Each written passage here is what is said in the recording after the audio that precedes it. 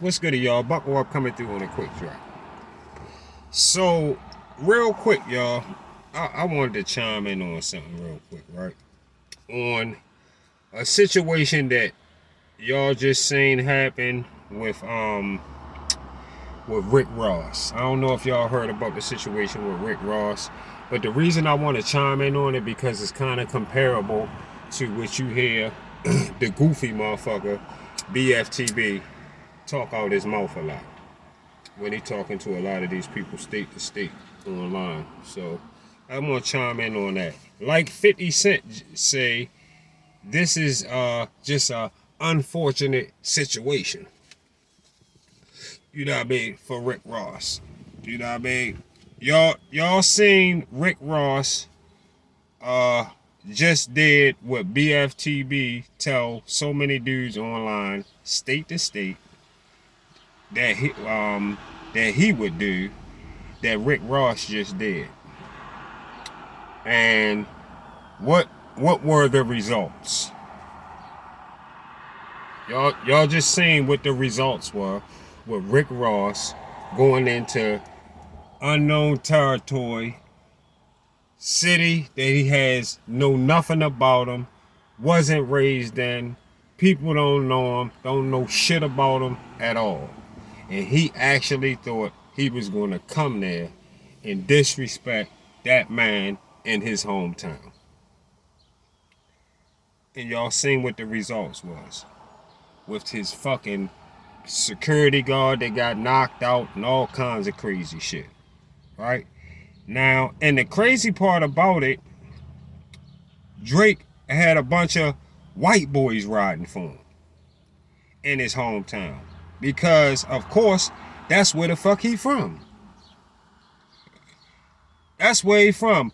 What made Rick Ross dummy ass, like BFTB be talking, or Drew be talking sometimes too, what made his dummy ass think he was gonna go to Vancouver and walk through Vancouver with very limited security and play the diss music he made on Drake in Drake hometown?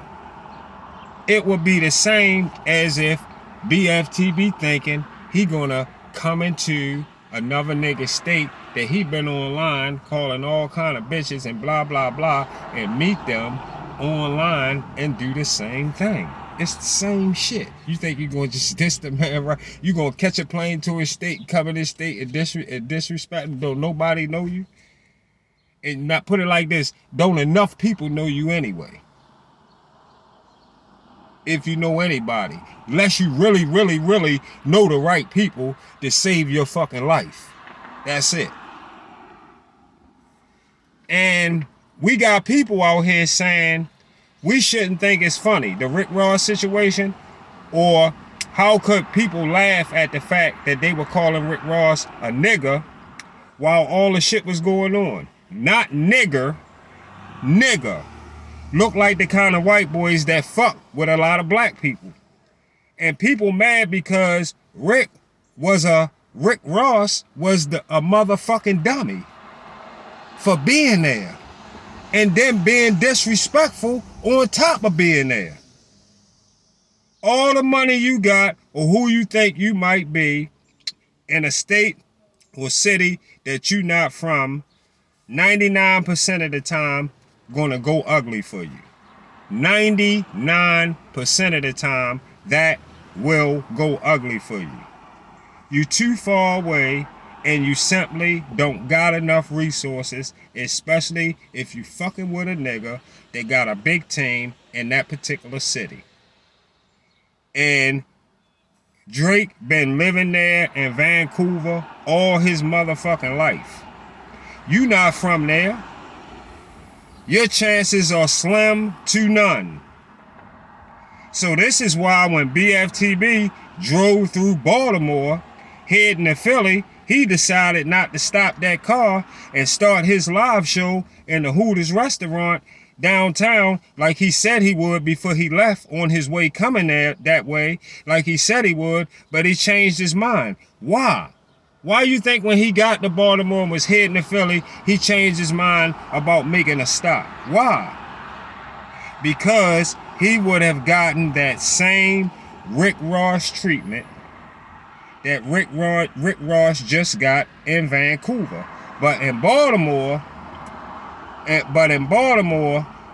out-of-towner might go back to the airport and just a motherfucker like Bark for the Bone might go back to the airport and just his box of briefs and one sock. Know what I mean? Keep it. All the money, all his money gone. Any kind of jewelry gone. Phones gone. Keys gone. Basically, everything of any value gone. Probably throw cups of urine all over him, and try to throw cups of urine all over that man and let him walk back, make his way back to BWI Airport.